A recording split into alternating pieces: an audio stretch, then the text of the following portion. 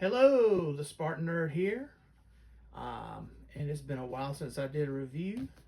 I have a couple coming, but today I wanted to take time to review my Father's Day present.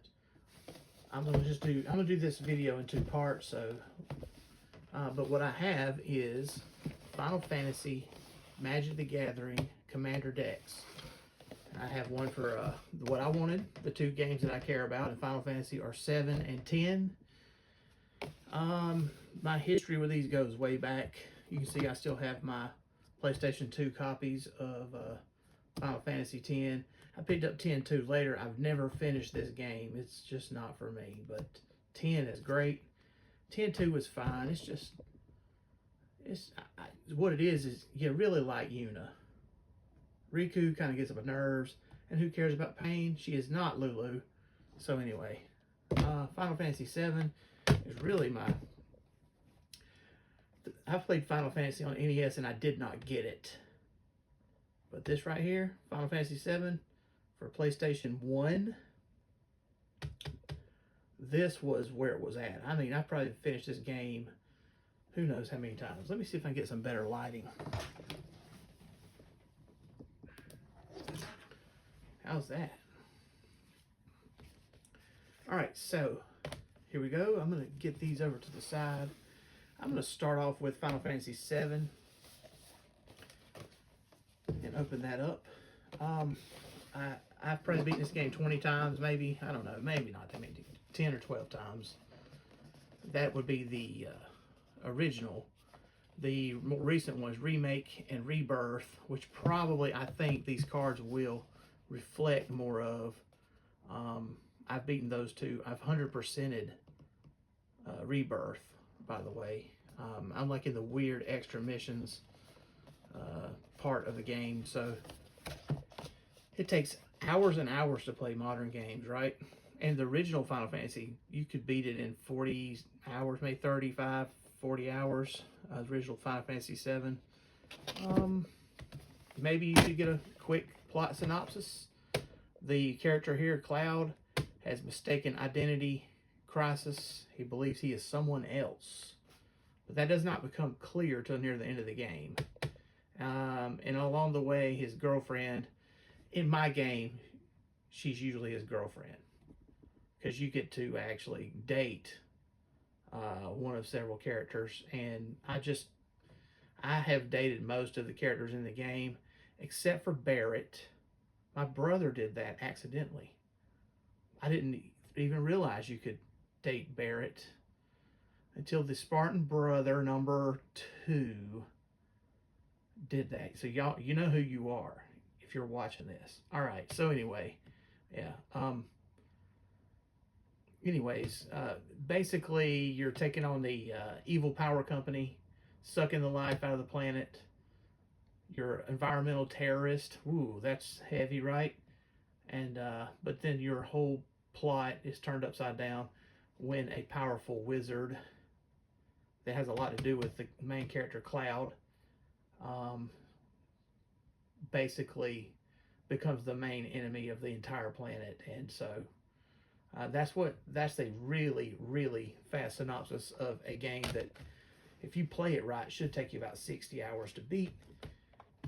To the more modern game, Remake and Rebirth, about 100 hours on those. So let's see what these cards are about and if they give us the feels, if you know what the Spartan Nerd means.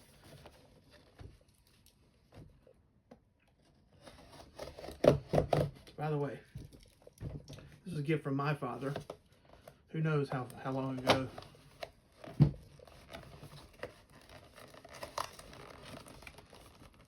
And this playmat is a Father's Day present from my children. 2013, maybe? When we were in the tournament scene. I didn't have one. So right away, we have preparation on the side. That's new to me. I haven't opened a commander deck that has that. Looks like there's a box within a box.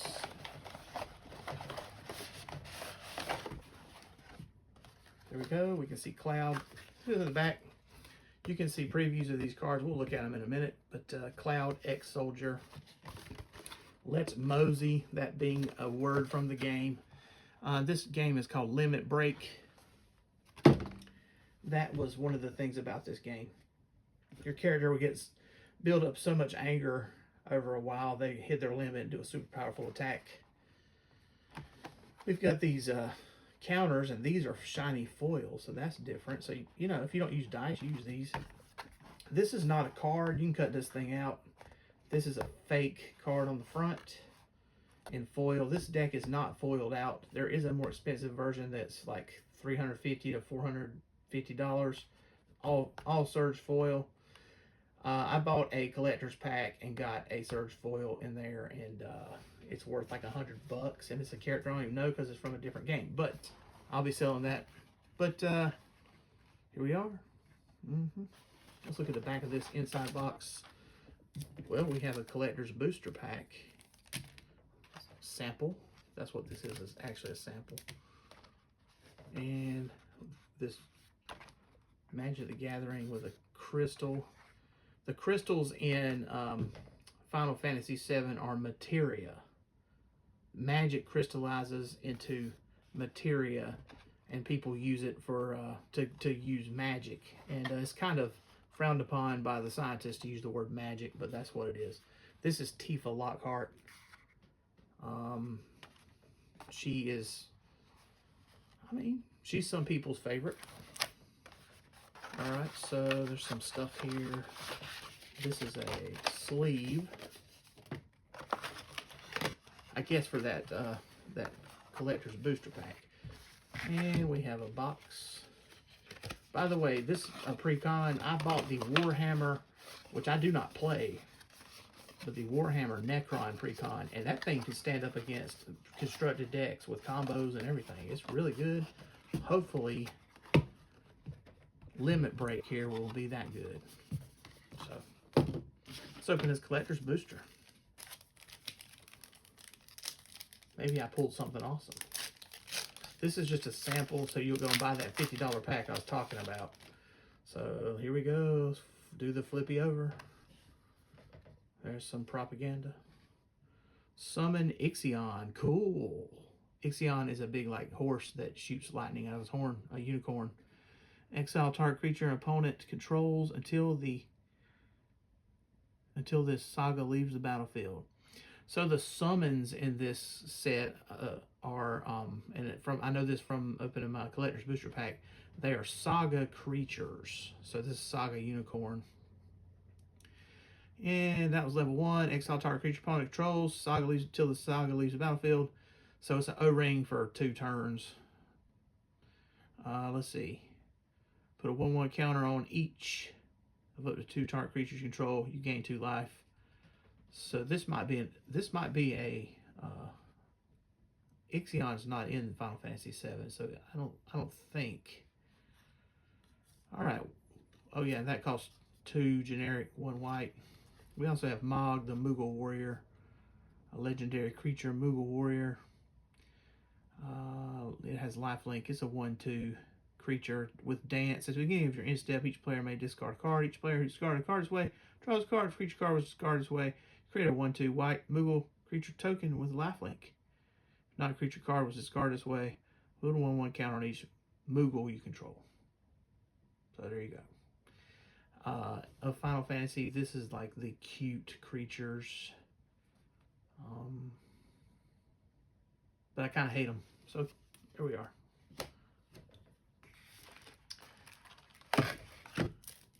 We got a deck with a cigarette wrapper around it. We got the Limit Break playing guide. Suit up to defend the planet. Decks filled with powerful equipment and characters ready to wield in battle. So I'm not going to read all this to you, but you can see what it looks like. We have another picture of Cloud. There's evidently a couple of different cards of Cloud and of Tifa. I've seen a couple in a case for sale at comic book stores, and she going for a lot of money. So here we go. Let's crack this deck open and see what we have. First of all, the face card.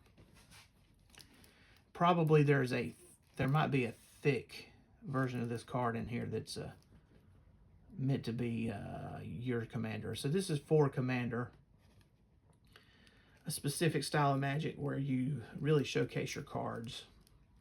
You'll have one copy of each regular card. Lands, you can have multiple copies of basic lands, but so here we go. Cloud X Soldier. This is 2, and I think that's Jund. So that's red, green, and white. By the way, I do not play red in Magic the Gathering. I'm not good at it. I only play it in multicolor decks, and I try to minimize my use of it. I just don't play red cards that well. Anyways, he has haste, so it means he can attack as soon as he enters. When he enters the battlefield, attach up to 1 target equipment you control to it, which could be bonkers. When he enters, he just automatically is armed with whatever awesome equipment you have sitting out there, which you have supported while you built your deck. And you can play him from the command zone. He's ready to attack with that equipment. I suggest, Elbrus the Binding Blade or something ridiculous. Whenever Cloud attacks, draw a card for each equipped attacking creature you control.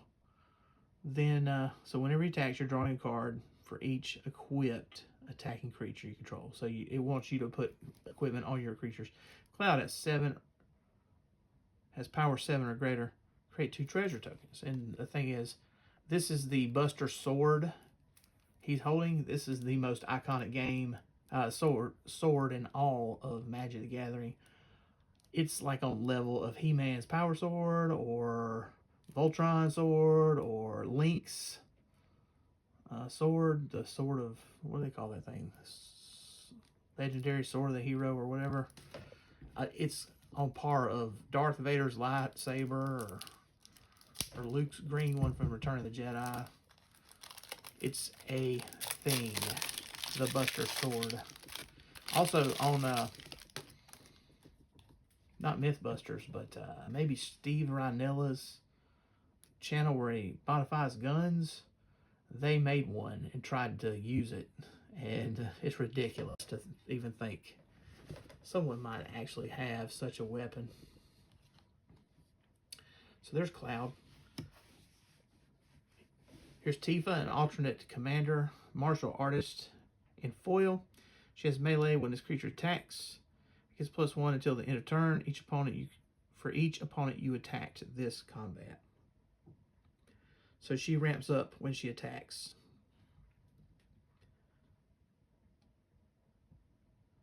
Each opponent you attacked this combat.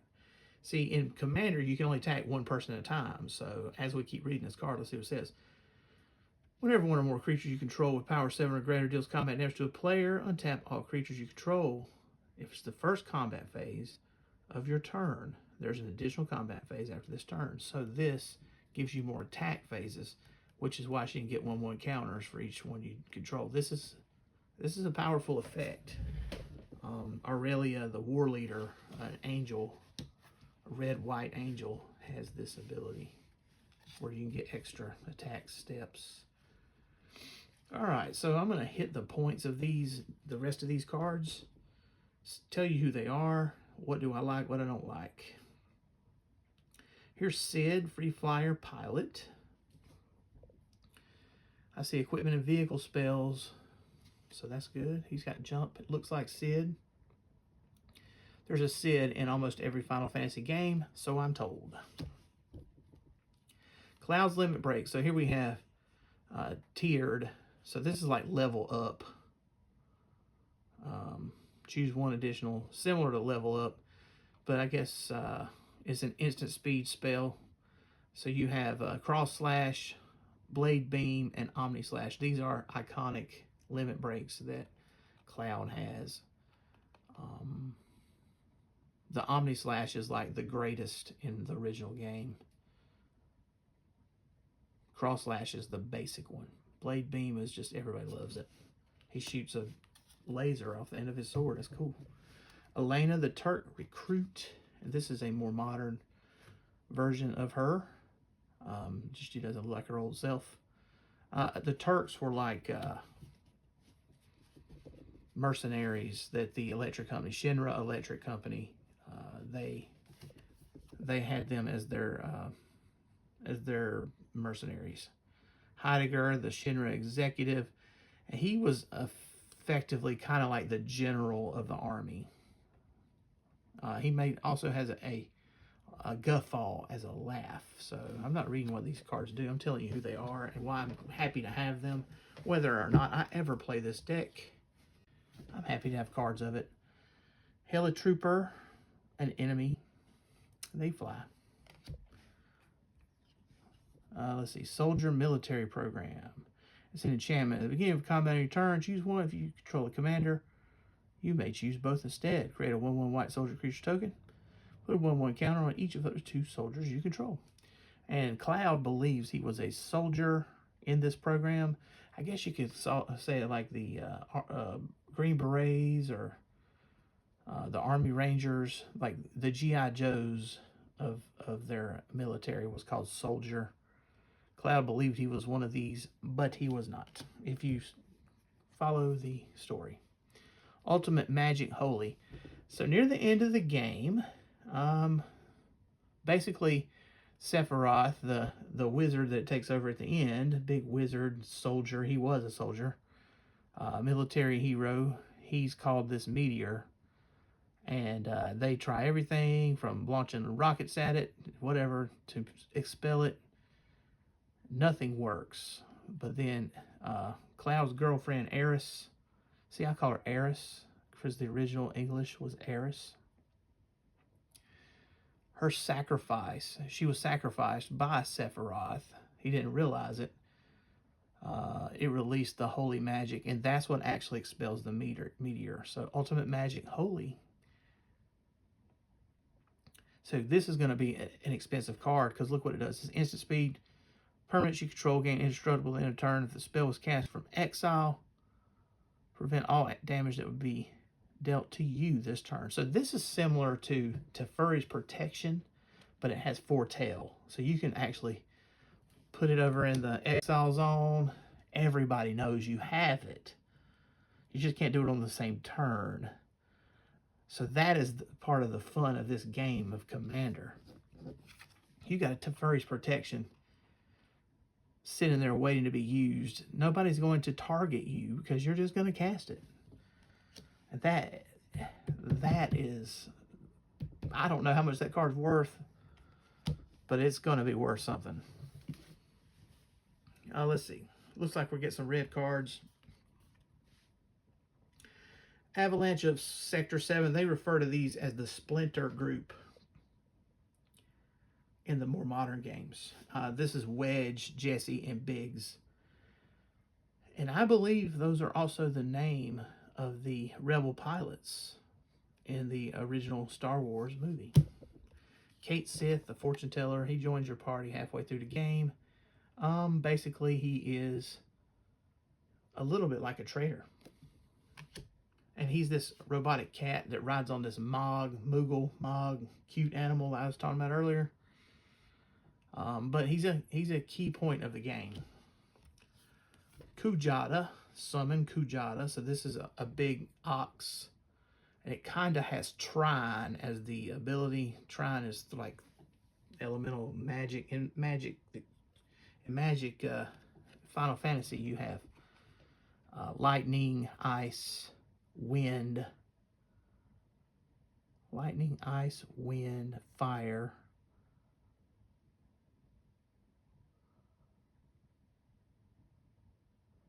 Then those are the elements. There's gravity. There's also holy, and there's black magic.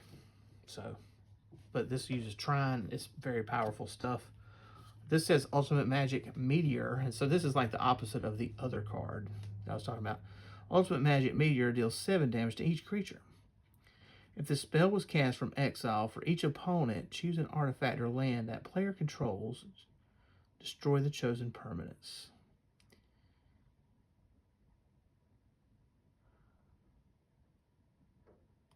So this is a 6-drop sweeper in red.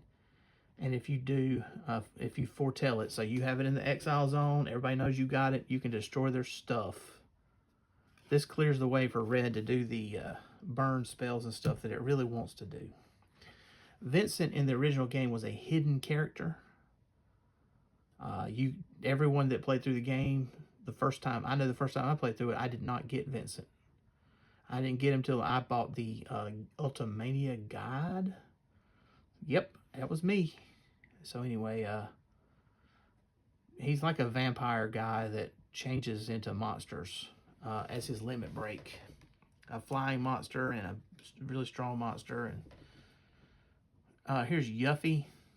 All right, the more modern games say Yuffie. And I believe her to be a teenager, like a minor, which makes it creepy because she's one of Cloud's possible dates. But anyways, it doesn't matter. She ditches him. Let's see. She has ninjutsu. She fancies herself as a ninja. She's always saying she's going to steal materia,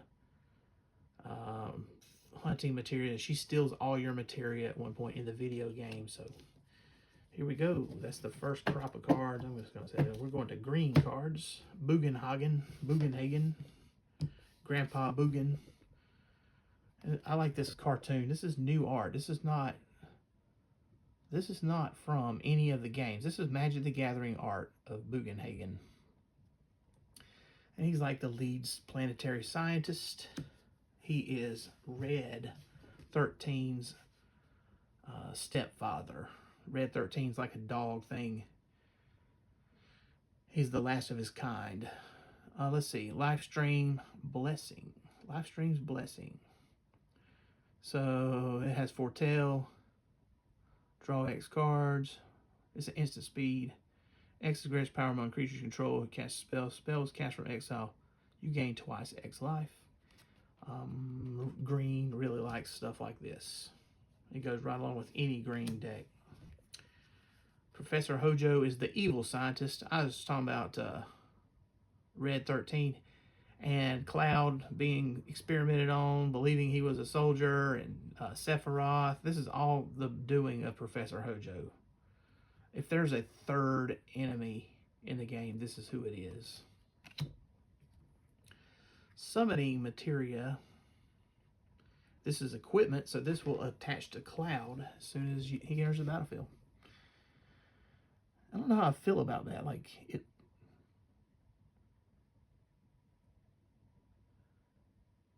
I just don't know. And what is it depicting? Like, which summons is that?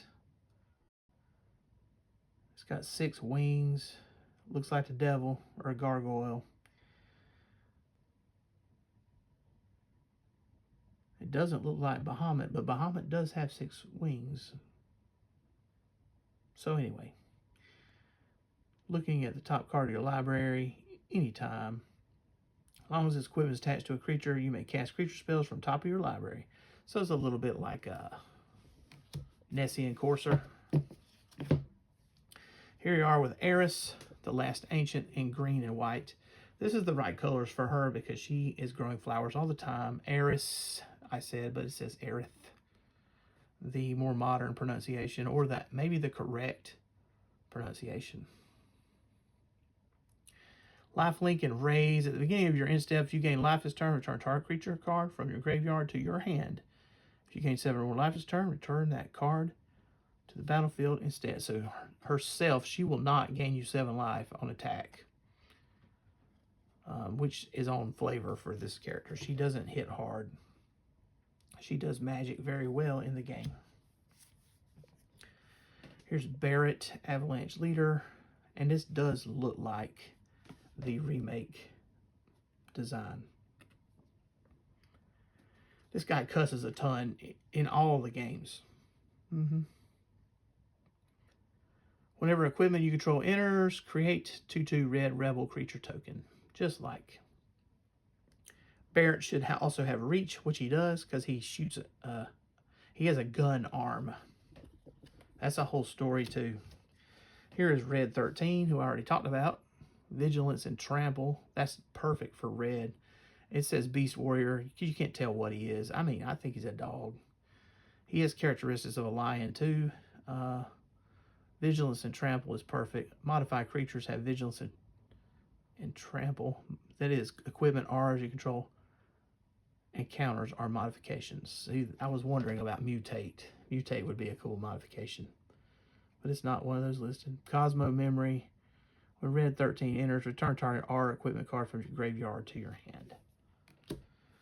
Here is Sephiroth, the real main villain of the game. Geneva Sales. So he's a soldier, but he's a special freak soldier that Hojo has put alien cells into him from a creature called Geneva. And this is why he's so powerful. Whenever Sephiroth attacks, you may put a cell counter on target creature.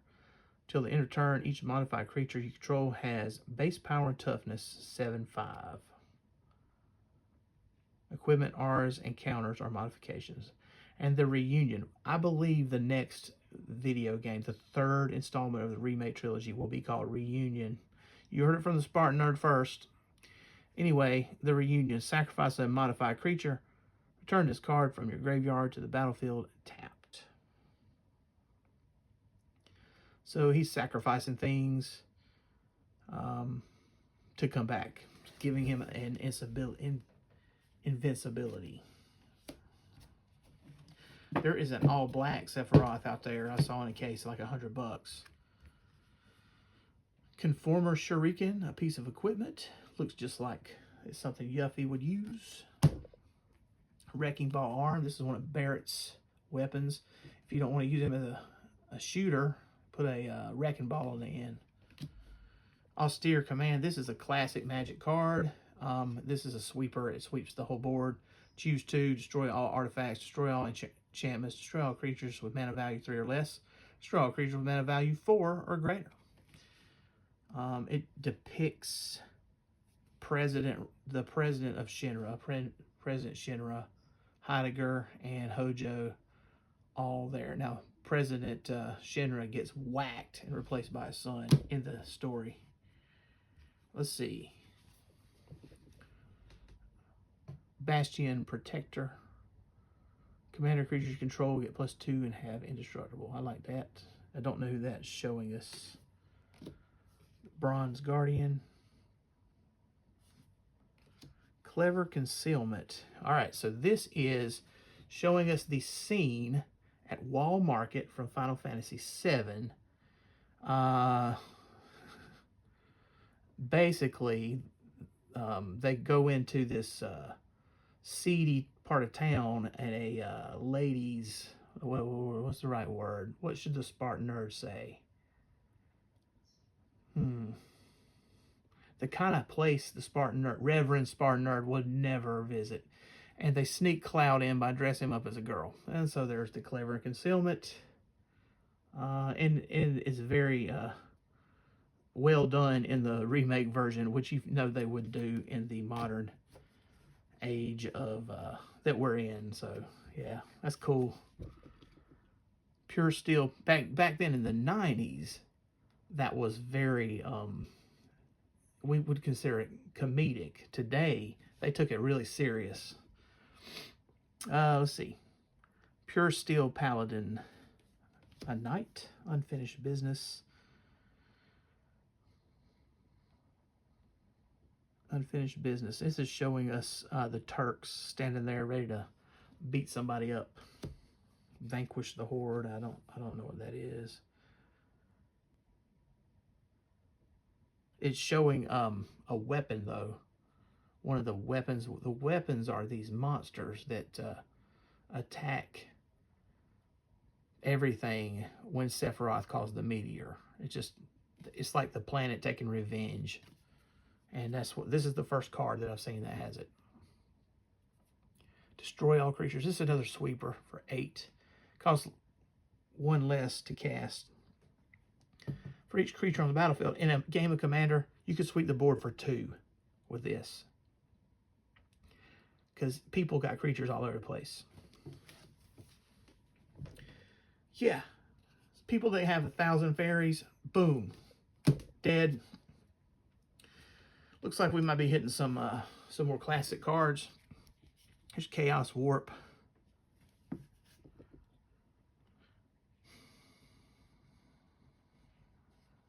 I don't know what it's showing us, but we have a skull and a demon-looking thing. Hellkite Tyrant. This is a red dragon. The first time I ever saw this game, it was a demo video, like at Walmart, and it had this words: the greatest game ever made. This is one of the critical statements about it. And this dragon looks so epic. When you get to him, if you level up correctly, he's not that hard. Professional Face Breaker. This one is showing the mobsters from Final Fantasy X Remake and Rebirth. Just like criminal. The thieves in the original game, they would just be thieves. Decimate. This one is Armory Automaton. It is showing the Sweeper. This is maybe one of the most iconic enemies in Midgar. Champion's Hymn. Funny. It's funny. Because if you follow the story, you know why it's the Champion's Hymn. Wow. As long as the creature is legendary, it has hexproof. Conqueror's Flail. This is showing one of the Turks. Dark Steel Plate. Indestructible. Equipped creature has indestructible. Inspiring Statuary. These are classic cards. Sword of the Animist. Battlefield Forge. Let me go back and look at that again, because it's Eris on there. Sword of the Animist. So she's holding a staff that has a blade on it, and she's not a melee character. So Battlefield Forge. This is showing the Sister Ray. They attach the Sister Ray to the main reactor of Midgar, the main city of the story, and use it against the weapons, but it doesn't work. Bonder's Enclave.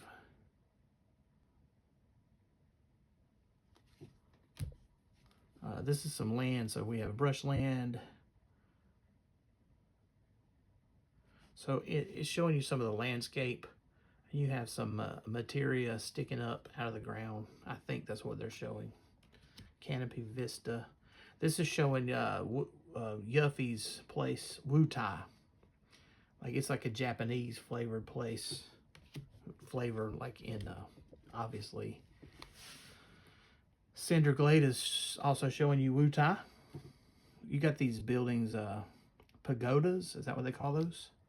Clifftop Retreat. So this is showing you the mountain where that bridge will break when you're walking across it. Exotic Orchard. Wow. This one is showing you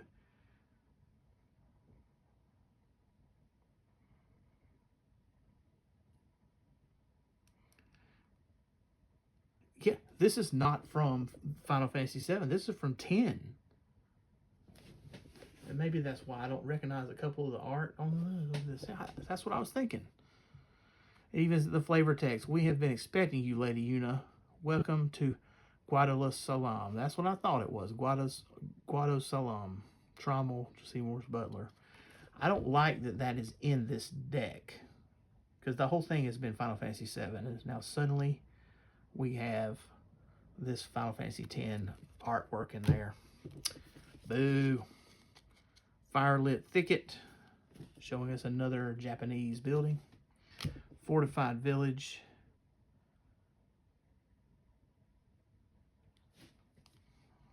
Okay, so this is showing us Fort Condor, I think.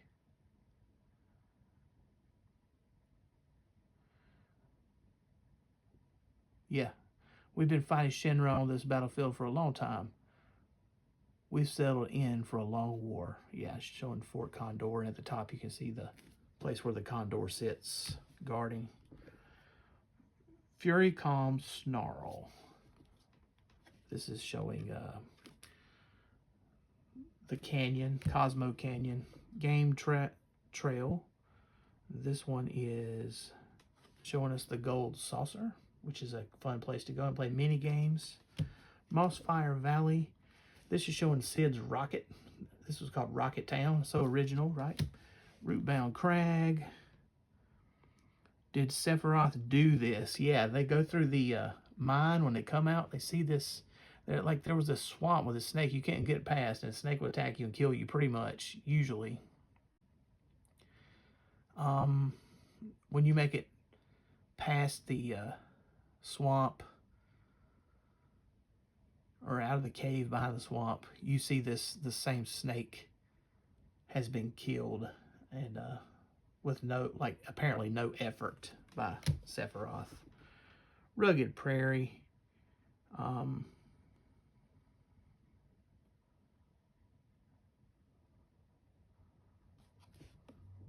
Mount Coral. So this is where Barrett was from. Scavenger Grounds. This one is showing us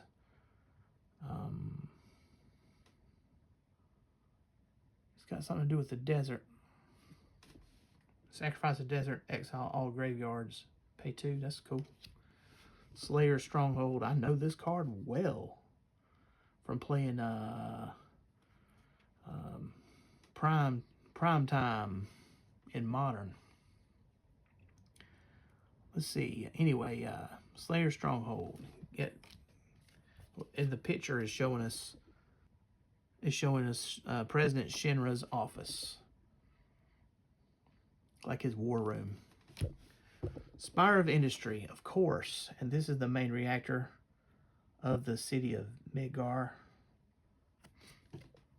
Sungrass Prairie, showing us the Chocobo Ranch. Those little yellow birds are chocobos, and they're great. You ride them. Sun Petal Grove. This is another one that's got Yuna on there. It's Final Fantasy X.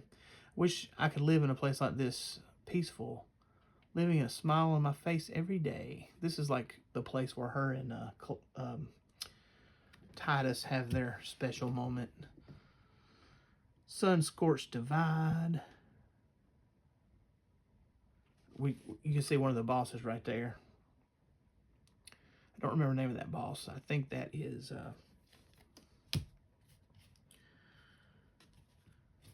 that guy's boss. I can't think of his name. Remember I said it's mistaken identity? Spoilers here. Zack Fair. Zack is the guy that Cloud thinks he is. And see, he has a big Buster Sword also. Entering with a 1/1 counter. Sacrifice Zack. Target creature you control gains indestructible to the end of turn. Put Zack's counters on that creature and attach an equipment that was attached to Zack Fair on that creature. That's a pretty good commander in white. Yeah. Barrett Wallace. There's Barrett's card. When he attacks, it deals damage equal to the number of equipped creatures you control to defending player. So you're seeing where this deck really wants you to start using equipment, which is, I'm going to say, one of the slowest strategies. Sometimes it can be. Dispatch. This is Cloud on a motorcycle. Secret Rendezvous. Cloud and Tifa on the lift. So my playthroughs, I usually have Eris there, but you can date Tifa, and that's showing that. Okay, I'm just going to go ahead and say it. How about that? Cloud he's a lot like me, a bonehead. All right, okay, let's see. Furious Rise. This is showing Scarlet. You have to look at the card like kind of. She's one of the Turks, and she wears red all the time. She has this mech suit that she uses. This also scarlet colored, red. Vandal Blast. There's Cultivate. I knew that it would have Eris on it. Cultivate. This is one of the best ramp spells in Magic. Harmonize. This is drawing you cards. And also I love that it has Eris praying on it. Nature's Lore. Rampant Growth. Oop, Look at that. Behemoth Sledge is showing the nail bat. Arcane Signet showing us the materia slots on the Buster Sword. And people will just want this. I ain't seen no Soul Ring. Colossus Hammer. It's a big old hammer. Explorer Scope. There's Hero's Blade. This is not called the Buster Sword, because I think the card called Buster Sword is worth $100. Equipped creature gets +3/+2. Legendary creature control enters. You may attach this equipment to it. Hero's Heirloom, showing Red's feather that he uses that counts as his weapon. Lightning Greaves gives you hexproof and haste. It's one of the best equipments in Magic. Mask of Memory. This is showing us Geneva's, like, she had this mechanical head over the top of her alien body when Sephiroth found it. And showing all this, like, black stuff pouring out. That was from the more modern game. The original game, it just didn't have that much detail. Skull Clamp. I don't know what this depicts. It's cool.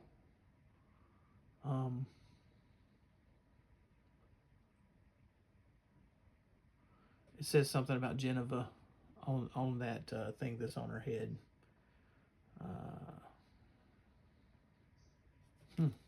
Here's the Soul Ring. Let me read it. Naturally formed materia. And look at the size of it. Astounding.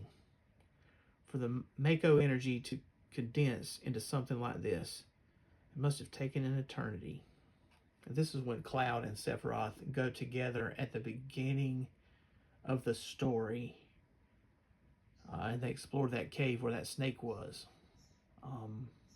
No, that's not right. They explore the cave where behind their hometown.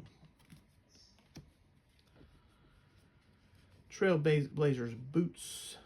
This gives you Land Walk. Very rare ability in modern Magic. Land Walk. Can't be blocked as long as defending player controls a non-basic land. Wow. That's equipment. Cost 2. Equip it for 2. Ash Barrens.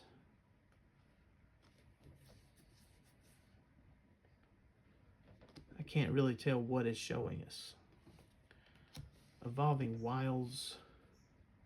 This is more Final Fantasy X right here. This location.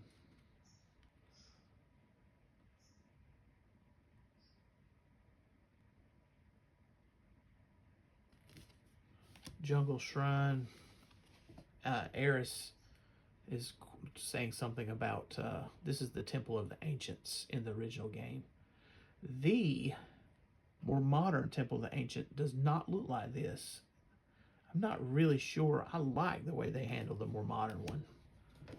But things change. It's like a different location and everything. Path of Ancestry. This one is showing us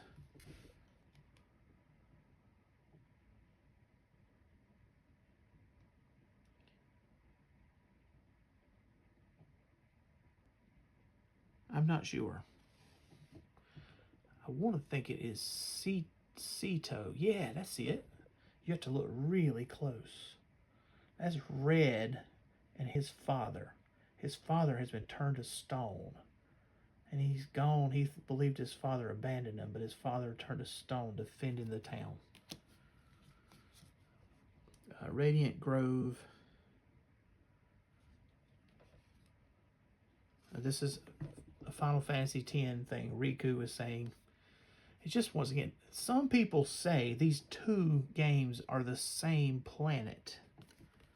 In Final Fantasy X, it's called Spira. In Final Fantasy VII, it is called either Gaia or just the planet. But there are similarities.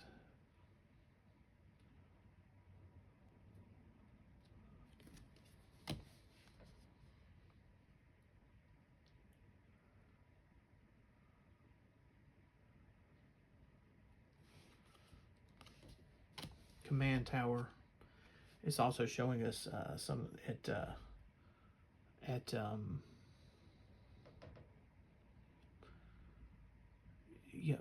Midgar. It's where the president lives. Now we got the basic lands. Probably all these are basics, but I'm looking forward to see some awesome Final Fantasy VII stuff. Here's a mountain and showing that bridge that collapses from a different point of view. This one is showing us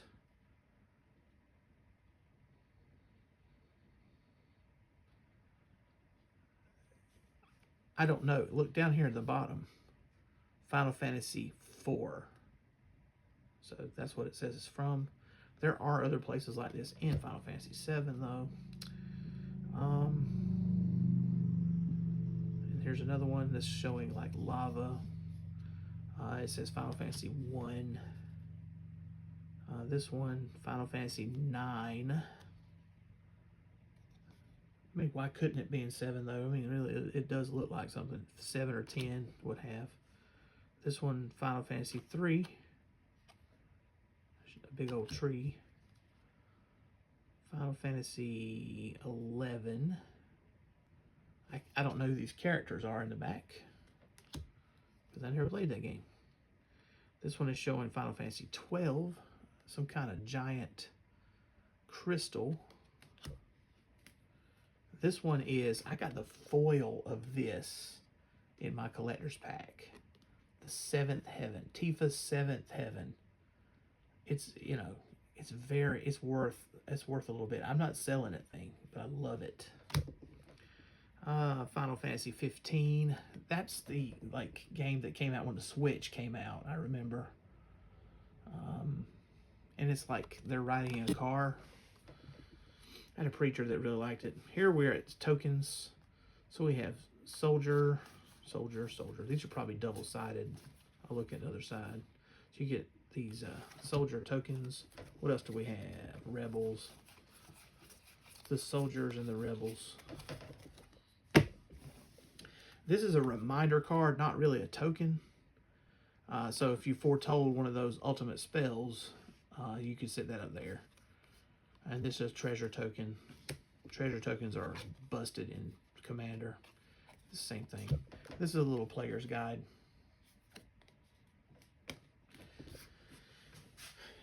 So, how do I rate my Father's Day present, which is what this amounts to? I mean, should I? I haven't played it.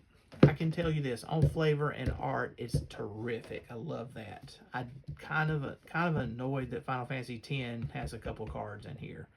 They had to do what they had to do probably after they designed the cards to make sure it was balanced against the other ones, because guess what they do nowadays? You go to a store, everybody opens a new deck and plays it in the store, right? I think it looks like a very good deck for Cloud. Probably you could put some more awesome equipment in there and really get more mileage out of Cloud. There's some really busted equipment in Magic the Gathering, so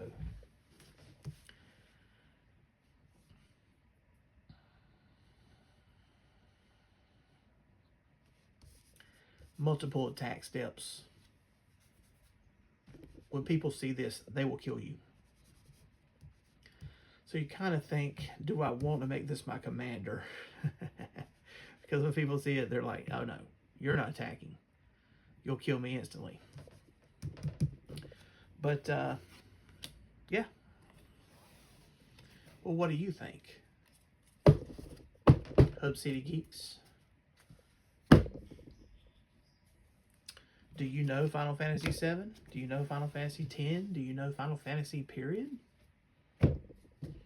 Let me know in the comments. Like, subscribe, comment, and, you know, tell me your thoughts on Final Fantasy and on this specific set of Magic cards. Thanks for listening.